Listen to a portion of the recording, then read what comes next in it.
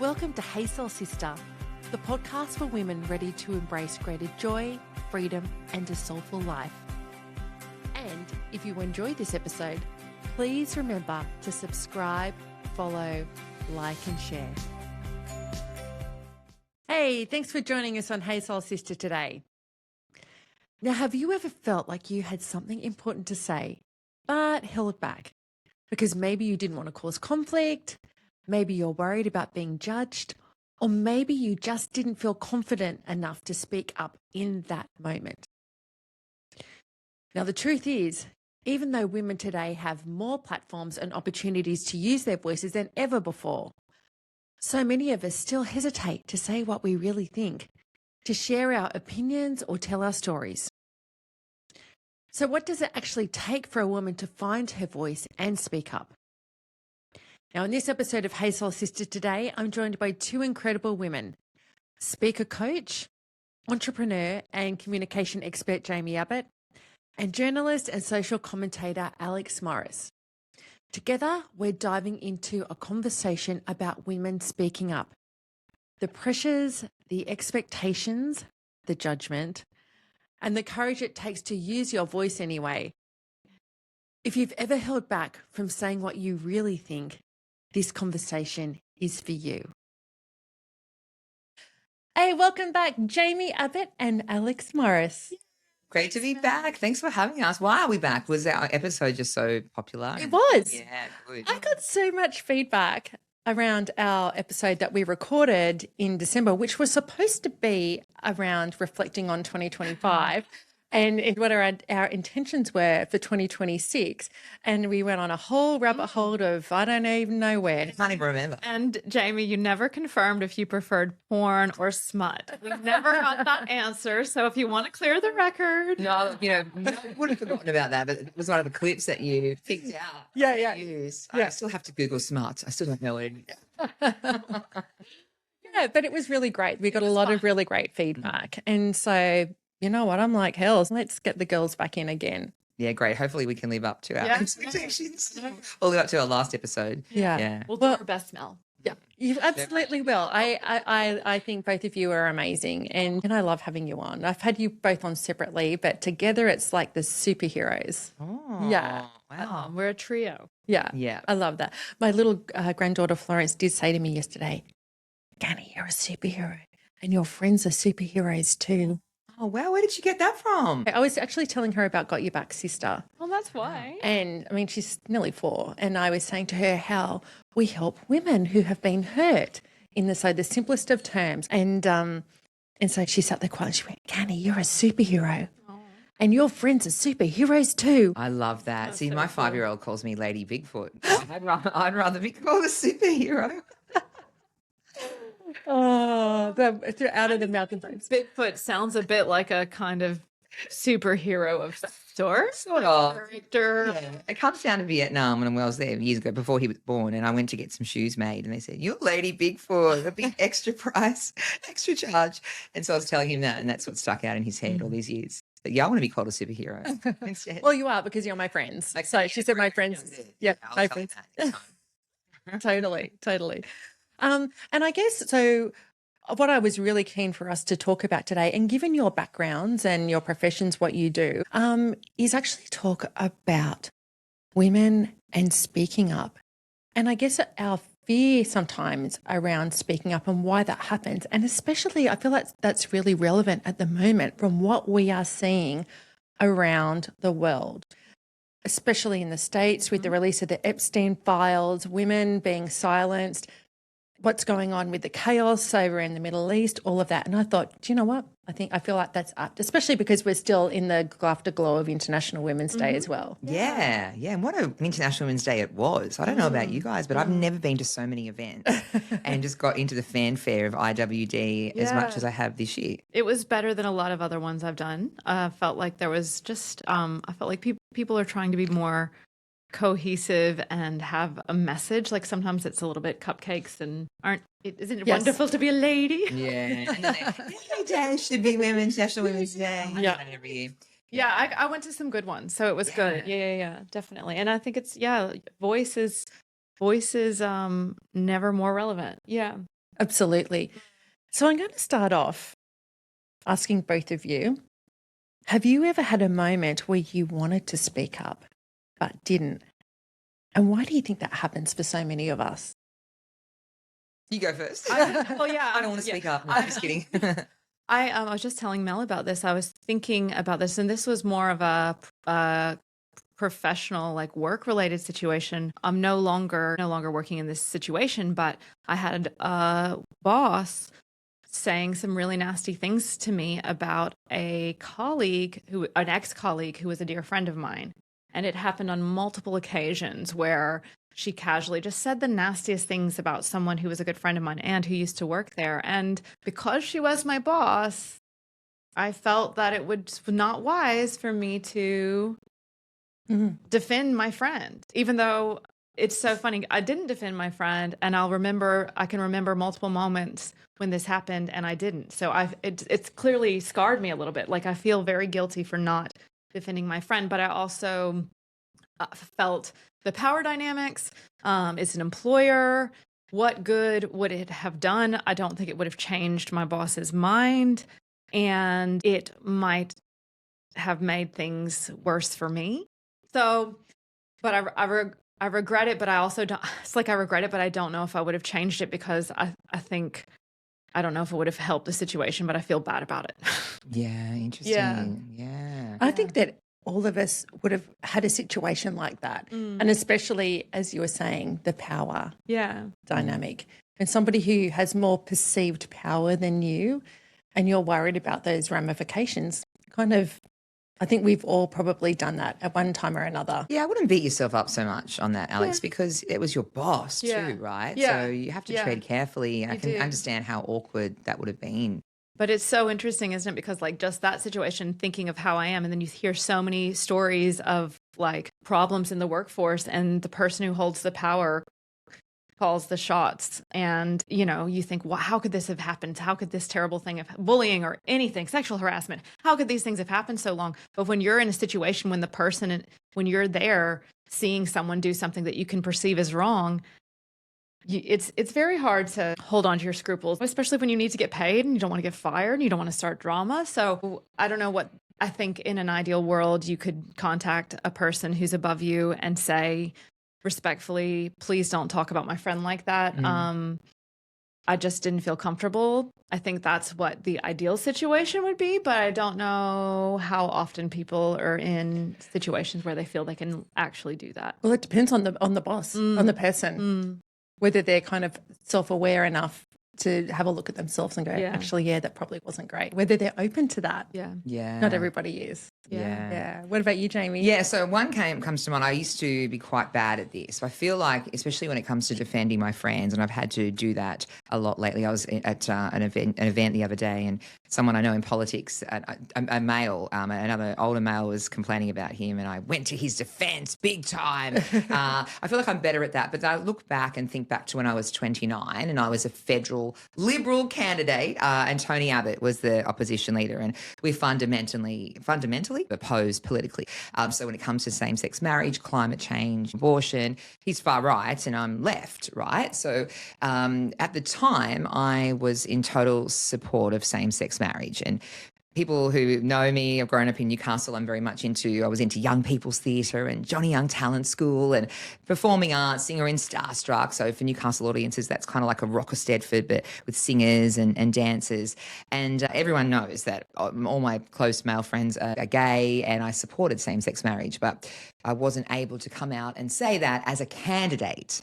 As an MP, I think you can cross the floor on those sorts of things, but it was an election issue. And I remember being in a debate. We have like this giant town hall called City Hall in Newcastle. And the question was asked of me, do you support same-sex marriage?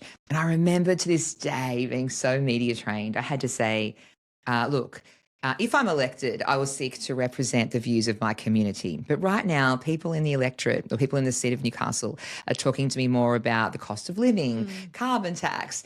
And I remember this running mate I had from the same party up the road, and he was opposed to same-sex marriage, and he was able to confidently get up on the stage and say, I believe marriage is between a man and a woman. And he got cheered, even though it was mostly a Labor Party, left sort of leaning crowd. But everyone knew that I wasn't being genuine. And gosh, if I had my time over, I think now as a 44-year-old this year, so we're talking like almost 15 years later, almost, I would have absolutely done that differently. I probably would have said, no, I'm going out. Because it was just a credibility issue as well. Like everyone knew. And I like to think that the Liberal Party has learned a lot. I don't want to put too much high hopes, but I do think in this day and age, because there's been so much attention on the lack of women in the party and all that sort of thing and authenticity, I'll never go through that experience again. I'm never running for politics again, but I do think that if I had my time over, they would say, yeah, you can come out and you can go against us on this one. Yeah. Because everyone knew. That's why I got booed. I think I was even emceeing some gay nightclub opening in Sydney because I'm an MC, and they cancelled the booking because they knew I wasn't being authentic, Really? So yeah, everyone knew. Which was kind of cool. Everyone knew that I supported it for that community, and then we had a referendum and everything many years later, and it's now nothing to see here. It's now legally allowed, but at the time it was a real issue. It's really interesting you say that, and that's a really great example because it's something I've always wondered about people in political parties, about the pressure to toe the party line, even if it goes against what you personally believe. Mm-hmm. Well, in saying that, though, someone asked me this question. I was in Melbourne yesterday and somebody asked me this question because they recognised me from politics. And she said, asked that very much that same question. But the Liberal Party does allow you to cross the floor once elected, you see. So once elected, I don't know, I'm not that into politics these days, but from memory, it was one of the only parties, if not the only party that did allow that on the floor. But that's when you're an elected member. I was a candidate and Tony Abbott was the opposition leader and he was going for Prime Minister. Of course, he became Prime Minister, but they didn't want any distractions. They didn't want a candidate going against the future Prime Minister's stance. And that was a big stance as well. So they didn't want any waves. And I just think if I had my time over, I probably wouldn't have stood because I felt very strongly about live animal export at the time as well. I was president of Hunter Animal Rescue and couldn't come out and say that. And I also, but more than anything, I was so strongly in support of same-sex marriage. And I think, today, 2026, Jaimie would say, no, I'm going out. But I also would like to think, because it really worked against us. I wouldn't have got elected anyway, but I just think I remember that night with hundreds of people booing me because they all knew that I wasn't being authentic. So that is definitely one situation where I wish I could have stood up and said what I really thought but couldn't and was scared to as well. And it is such an interesting question about all of politics because everyone's always wondering when you see a politician talking, what do you really think? Just tell us what you really think. And I, for one, would really appreciate if politicians just stop playing the game, but you have to sometimes play the game. Like there is a theory that if you come across as, say, you're more conservative, then you get in, and then you do have to play the game. But yeah, I can see why people hate politics. That's so funny you say that because this comes from when I was a journalist, I truly can be convinced of anything either way. And I like to think that you get in because overall you agree with the strategic position of a party. But then when you get in, you can be convinced either way. But also I find what is really interesting, and this, I don't know if this is going to be controversial. Let's hope it is. We'll get some more views and downloads. But I honestly think I can convince myself of anything.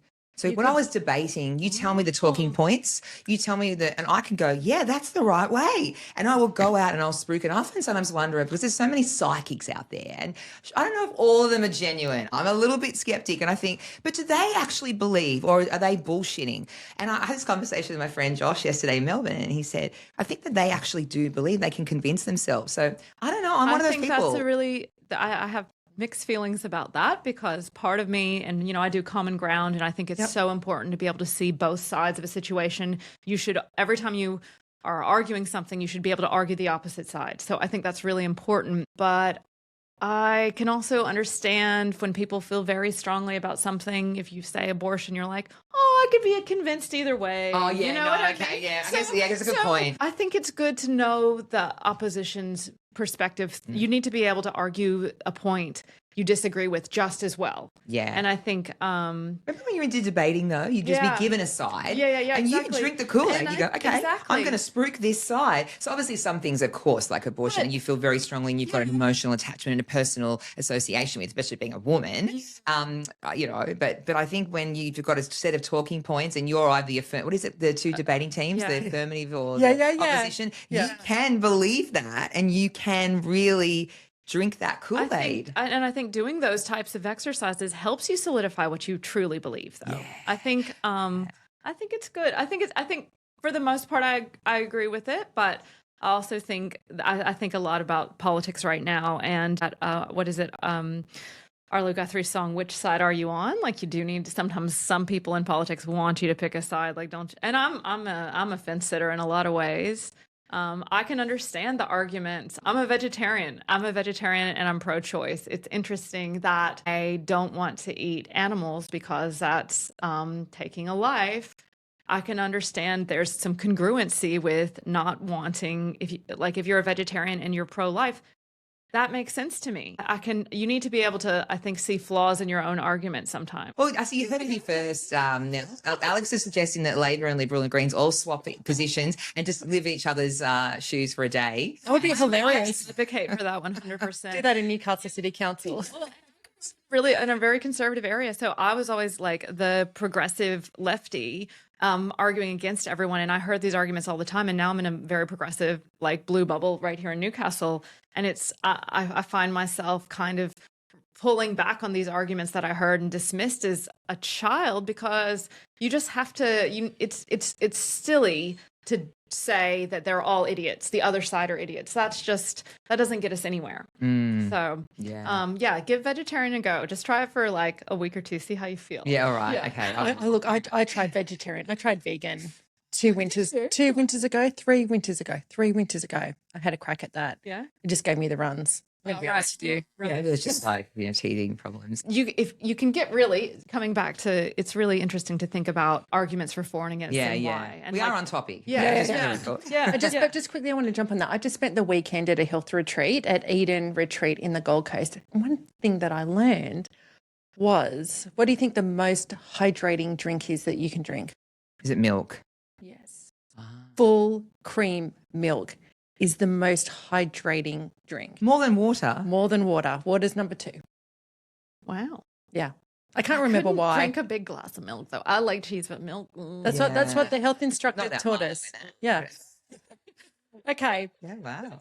Jaimie, I want to talk to you for a sec. Now, you're a woman who works with a lot of women who want to be professional speakers. They've got an opinion or whether they're a thought leader, they've got something that they want to share with the world. I can imagine that could be quite scary for a lot of people. When they come to you, are they all like, yeah, I'm ready to get up on stage and do a keynote and I want to share my message to the world?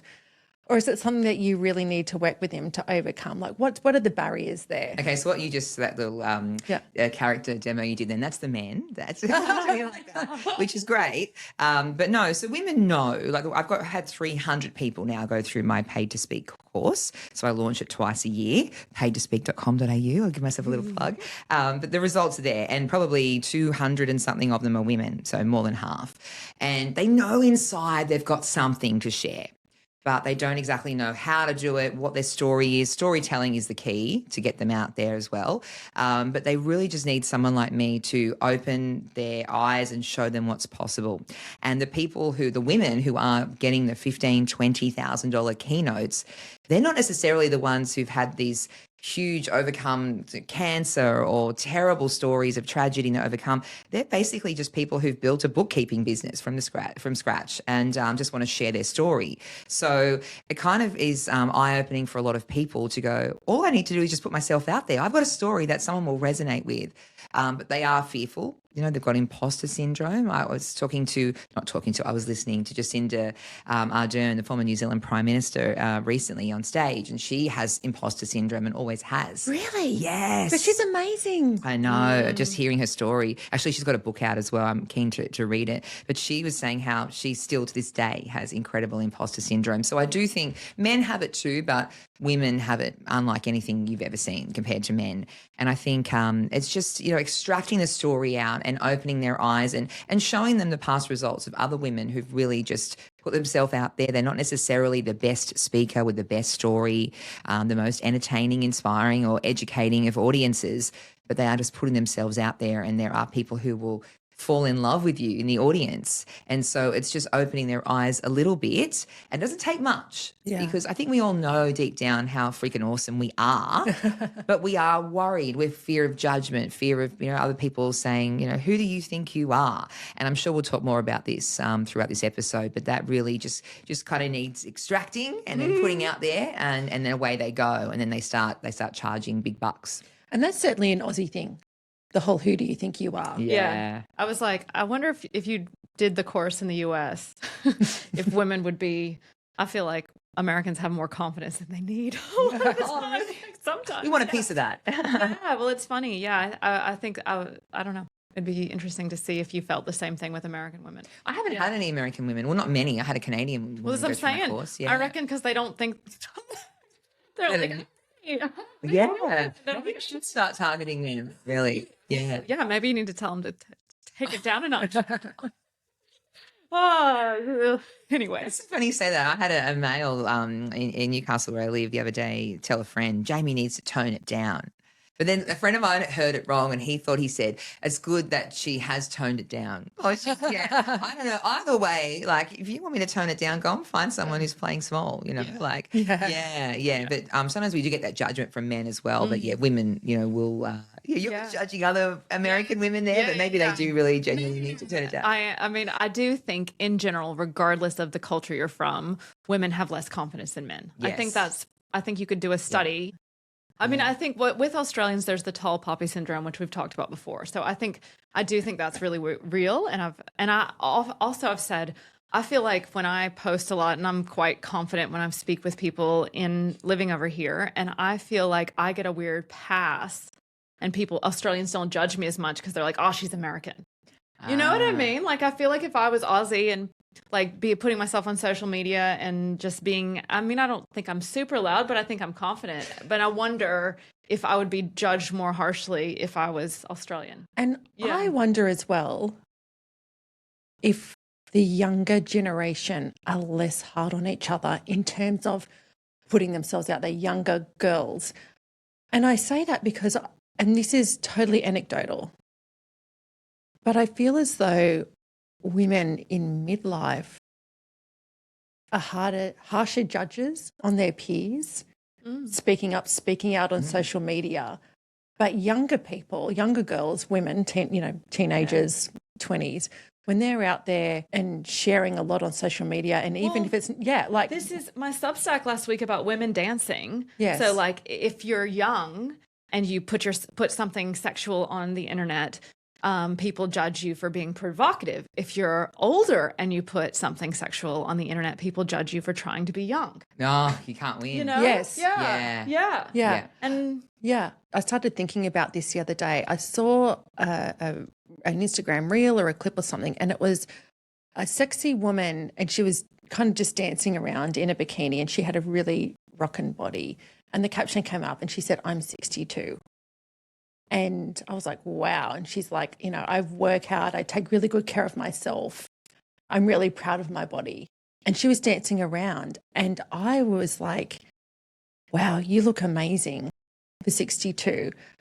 And I was thinking, you don't see a lot of that. And I wonder other women in midlife, what they're thinking. And yet younger girls in their 20s do that all the time. I see butt cheeks and G-strings and sexy bikinis all the time. Yes. And they're like, oh, you're so hard. Good go, girls, all of that.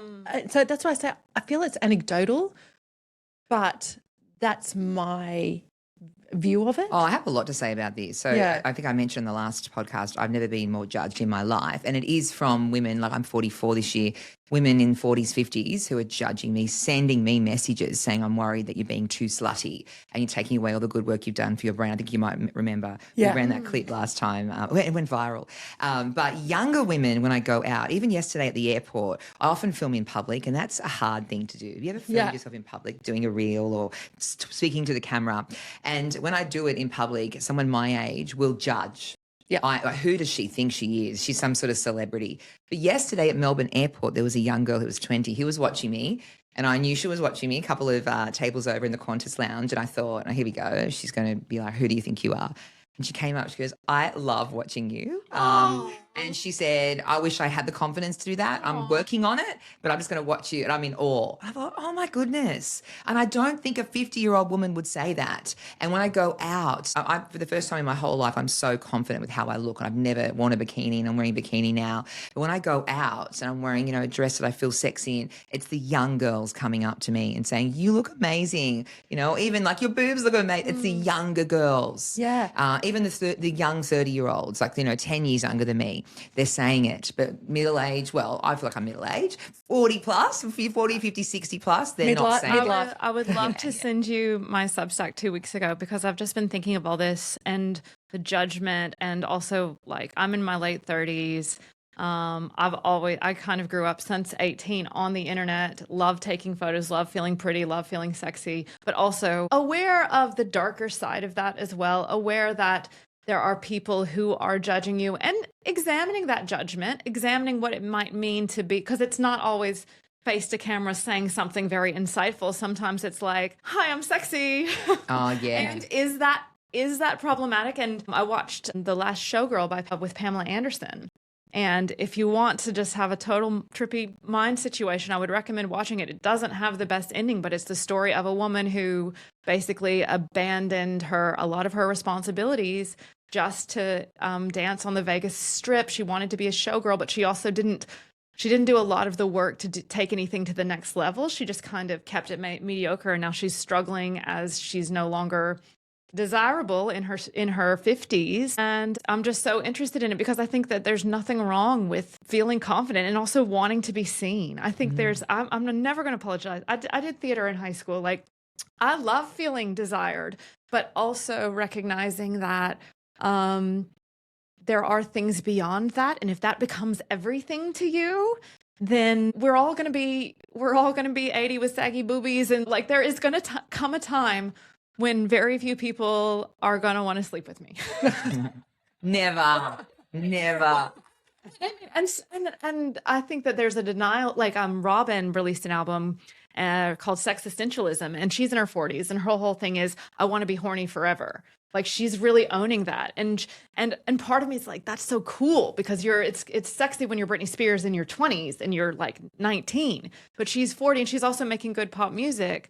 And so I'm completely in two different fields of it, but I'm also like, when I'm 80 and if I don't have kids and I'm looking through my old Instagram, am I going to be kind of disappointed in myself? Am I going to be like, what did you really do? You know what I mean? I no, but Mel? Like, you might be. Yeah, no, I don't think so. I'm going to see Pamela Anderson live. Really? Yeah, she's coming to Sydney. Oh my God, I didn't know She's coming everywhere. But yeah, I'll send you the link. Please It's do, in April. because This is going to before April, right? Yeah. Before mid-April. I love have her. a lot of respect for her. I think she's really cool. Yeah, me too. Yeah, Me too. I yeah. can't wait Yeah. to see Watch her. the film. It's a really good film. Oh, It's so a the beautiful- last showgirl. Yeah, it's a really I'll beautiful watch that, film. for Yeah, sure. yeah. Talking about the talking to camera, and both of you do it, and you do it really well. I love watching your reels, both of you. I really do. I've seen yours, and I love your podcast. Well, and it's funny because it's not too often that I reel myself to camera. And it's something that I have thought about. And I did one a couple of days ago. I announced Tabitha Ackrett's episode, which dropped yesterday, because it's such a powerful episode. She's talking about her daughter Mackenzie being murdered. And I really wanted to make this real video to camera, just saying this is dropping in the morning. And it made me think I should do this every episode. But it's funny, the talking to camera, I have the fear around that. And it's because when I'm really honest about it, it's the judgment.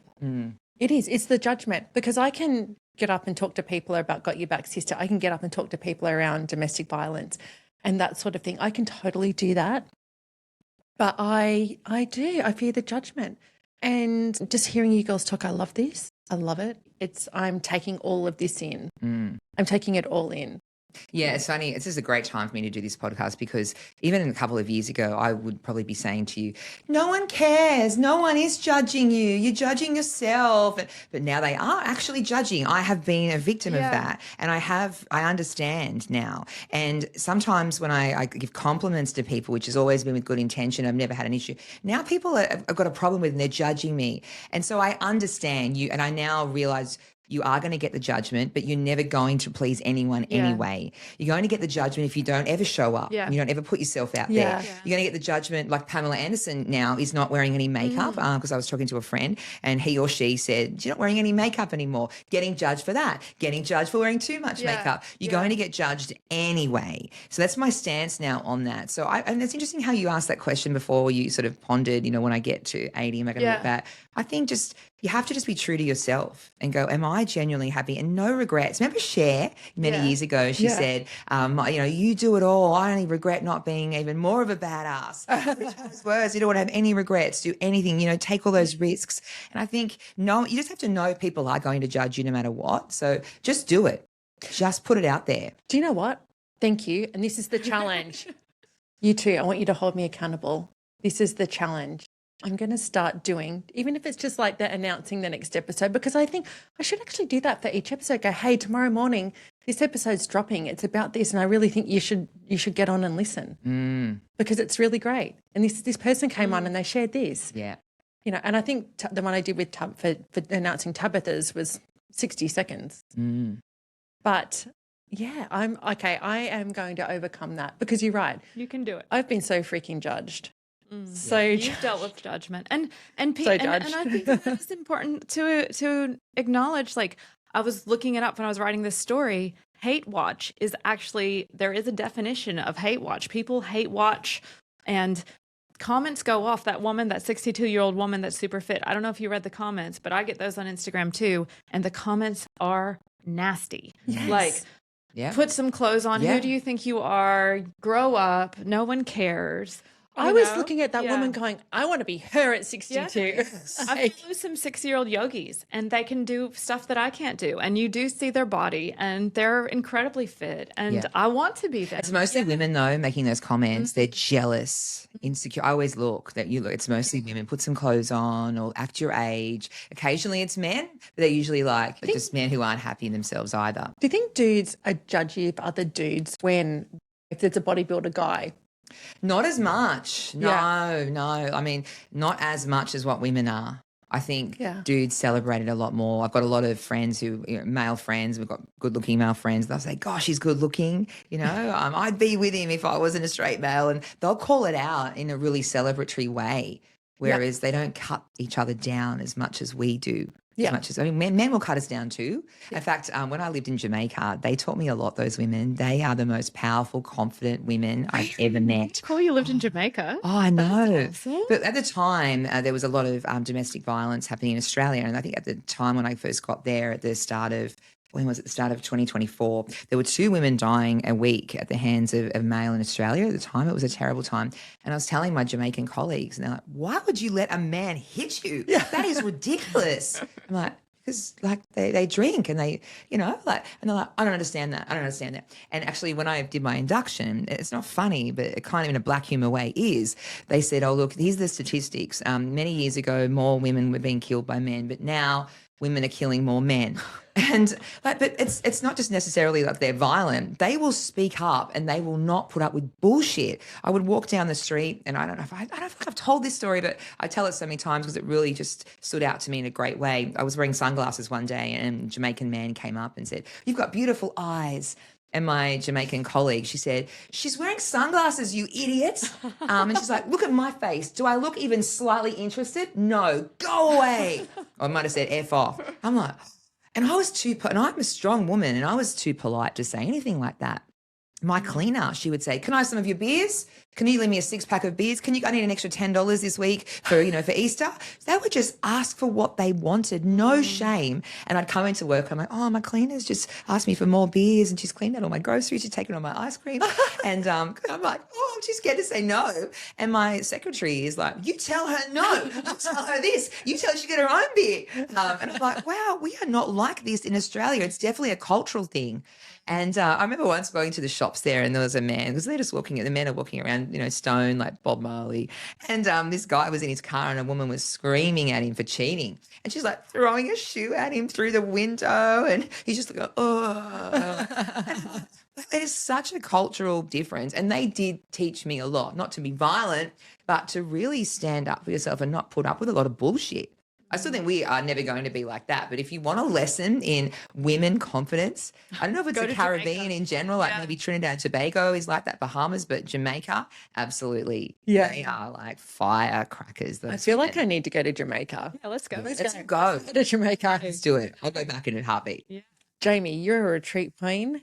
Let's do it. Go to retreat in Jamaica. You go to the swingers resort. Hedonism too, it's called. You go there. It's a swingers resort. They have a nude pool and an approved pool, and you've got to get your clothes off. They blow a whistle if you don't get your clothes off. 480 people a night. Hedonism too. It is a swingers I resort. love that it's a nude pool and a prude pool. Yeah, there's a nude That's side and a clever. prude side. I think the nude side's more expensive.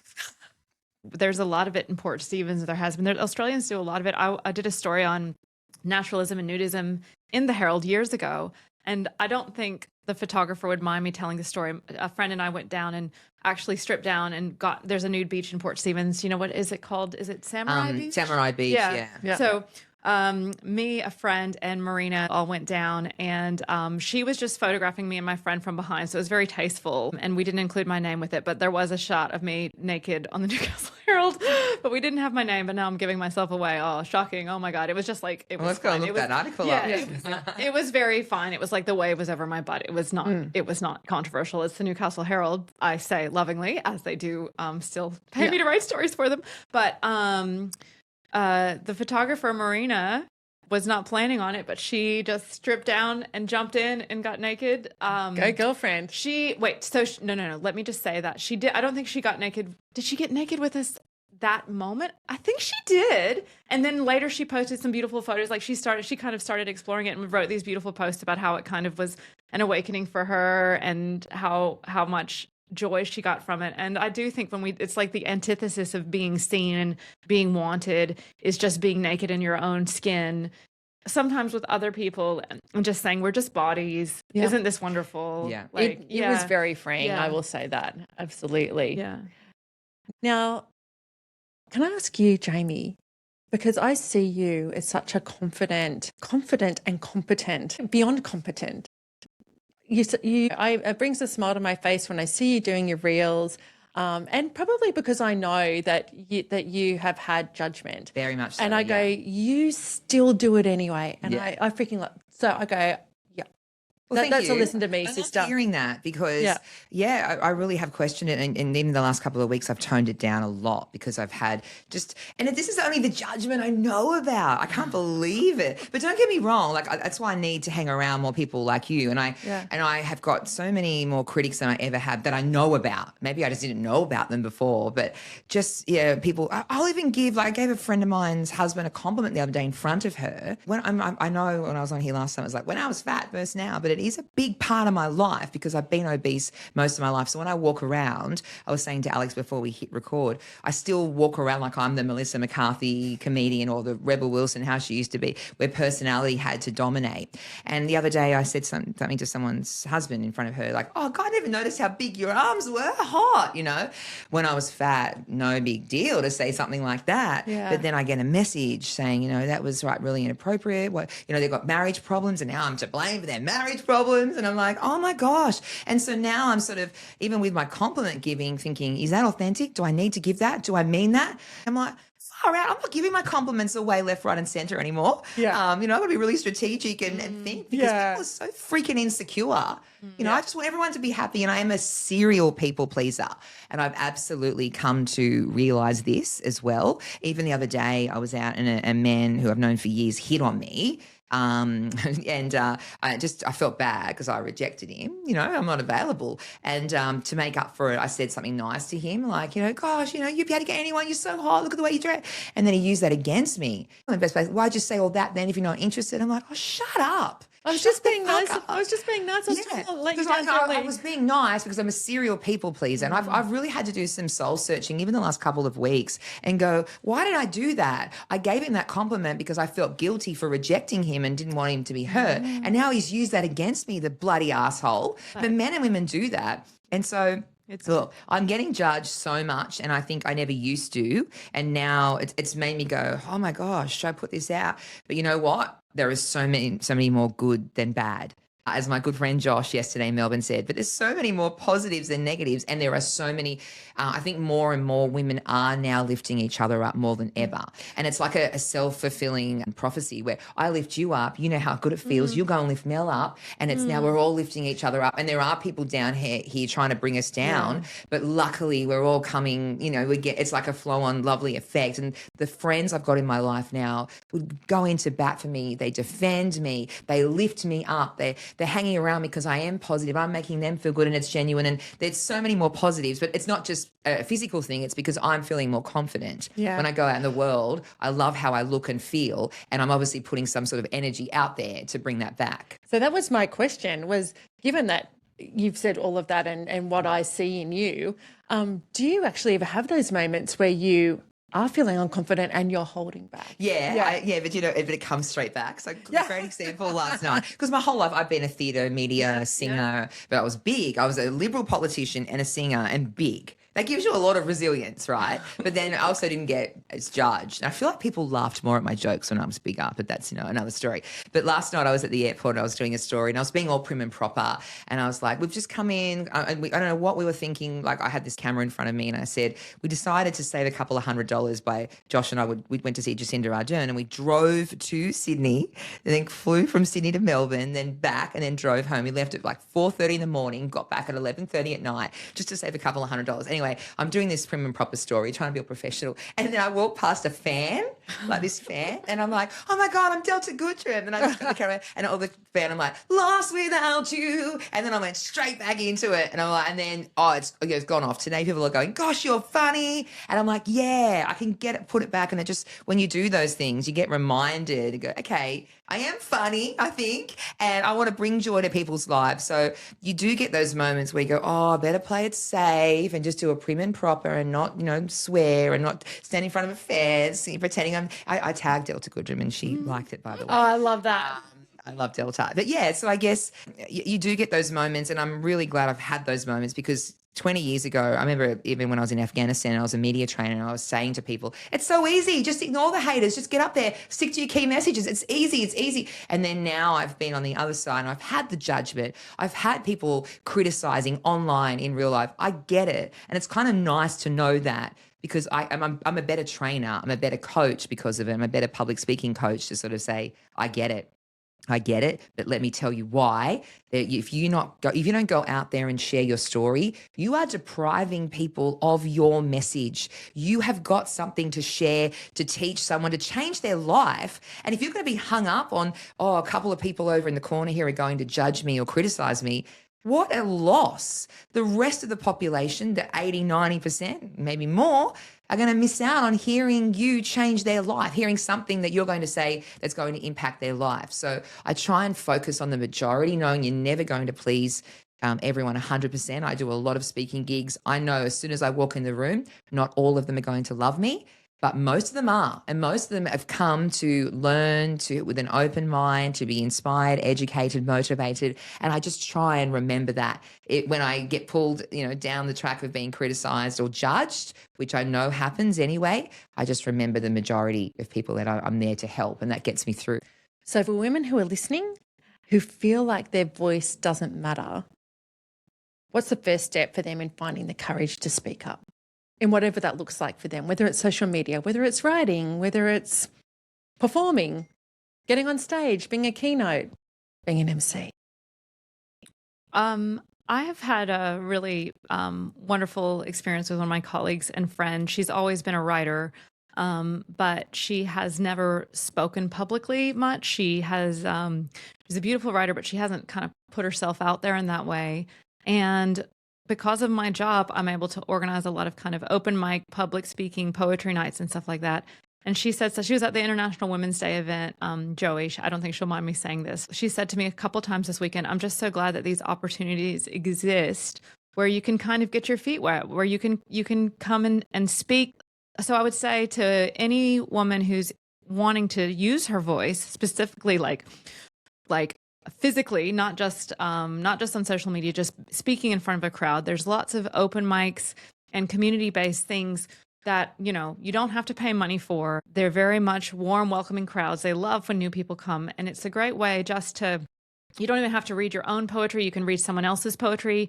Maybe you can just come watch other people. Sometimes you learn a lot is how not everyone delivers the perfect performance all the time. And that's a great place to mess up and to learn the different ways that you can kind of try to put yourself out there. So that would be something. Look for open mic nights, look for poetry nights, look for even speech nights. I think speech nights are a few of those community-based events that are looking for readers or speakers. I think Toastmasters is another one. I think you have to pay for Toastmasters, but that's a really great tip, because even if you're not ready to be that person to jump on the stage straight away, like we were talking about, you're starting to surround yourself with people that are doing that. Yes. And then slowly you get the confidence to go, I want to have a go at that too. Yeah. But you've been watching and listening and learning as you go. Yeah. Absolutely. That's a great tip. Yeah. Look, I now focus micro. So I used to, when I was in politics and a performer, I always focus on macro, entertaining the crowd. Now I've had some really amazing moments just helping women individually. So I was at an event a couple of weeks ago. I'll call her KO because that's her name. Shout out. Japanese friend of mine who's moved to Australia, and she'd turn up to an event, and I didn't know this, but she was flustered because she was late. She had her 2 kids who needed her in that moment. And I saw her. She got there late. She was on my table, and I just made her feel included. Anyway, she shared on LinkedIn how much that meant to her and how she had turned up there all flustered and was, really on the back foot. And then here's Jaimie Abbott, who saw her and how much that meant to her. And then I invited her to an International Women's Day event the other day, and she sent me a message and she said that was the best night I've ever had in Australia. She's been here for over a year. And so I guess small steps. Don't underestimate the power of storytelling as well, in being able to share your story and helping just one person. You know that story where there's a young girl, I don't know if it's a real story, and there's all these starfish on the beach, and she's one by one putting them back, and a man says, what are you doing? You can't save all these starfish. She's like, yeah, but I just saved that one. And so don't underestimate I love that story. I love it too. Story. But storytelling in itself is just so, so powerful. And one of the questions you were going to ask, but this is related to this final comment, is about social media and the trolls and going online. GLP-1. Daily Mail always posts stories about, it's GLP-1, so Ozempic, Mounjaro, all those Saxenda, they're causing suicides, all that sort of stuff. I go on there into the lion's den every now and then, and I will share my personal story, because I know people will make these statements without a story to back them up. They'll go, just do diet and exercise, or, you hear of all these people who are relying on that. I go on there occasionally and I share my personal story, and I'm like, I've been on here, I've lost 50 kilos. I'm now on no blood pressure tablets. My liver's been improved. My thyroid's improved. My, blood sugar's improved. You can't argue with that. Yes. So sharing your personal story, whether it's online, whether it's in person, whether it's on a podcast, you cannot argue with your personal story, with your experience. And I think that's where a lot of people go wrong. Even when they're talking head videos, they'll be saying things like, you need to do diet and exercise because this is why X, Y, and Z. But if you get on there and you say, I've lost 50 kilos. Here's how it's changed my life. I've now gone off my blood pressure tablets. I now feel like I've got more energy. You cannot argue with that. Not only can you not argue with that, and no one ever criticizes me, even on the Sunrise Today Show pages when I say that, but also don't underestimate the power of sharing your story and how someone will relate to that, and you then can change, if not potentially in some extreme cases, save their life by sharing your personal story. And too many of us are holding on to these stories. Put them out there in the world, share them on a stage, online, commenting on a Facebook post, or putting that camera in front of your face and sharing that story. And I think that's also just a great storytelling, like journalism. You can give people a million different stats. You can tell them the headlines, but if you've got a really good personal story, people remember that every day of the week more than any type of facts and stats you throw at them. So if you can find your story, it sells itself. So yeah. I've loved this episode. Again, I love recording with you girls because I love the conversation and it inspires me. I feel like I haven't said that much this episode, but that's okay. You two come on. We didn't give you much of a chance this time. It's all good. And I was going to go down. I'm just running out of time, but I did want to go down the whole social media trolling thing, and maybe that is another episode. It probably is. Yeah. We could probably talk about it the entire time. Because I know I have some very strong views around that and experiences that have not been great, and the impact that it's had on me. And I like to share that storytelling because it might be a connection for other people as well. Stay tuned, people. Let's do Stay that next tuned. time. Let's just talk about trolling. Let's do a whole thing on trolling. Let's do a whole thing on I trolling. think we Yeah, should. I got trolled after our last episode, but maybe I'll share Maybe that. we'll get next. Our trolled last after this episode. one. Yeah, I'll share that. I'll share that next episode. Yeah. Oh, okay. Yeah, stay tuned. That's a bit of a Stay quick hit for you. tuned. Stay tuned for the next episode with the 3 fabulous sisters. Thanks, girls. Thank you, Thank Mel. you. Thank you.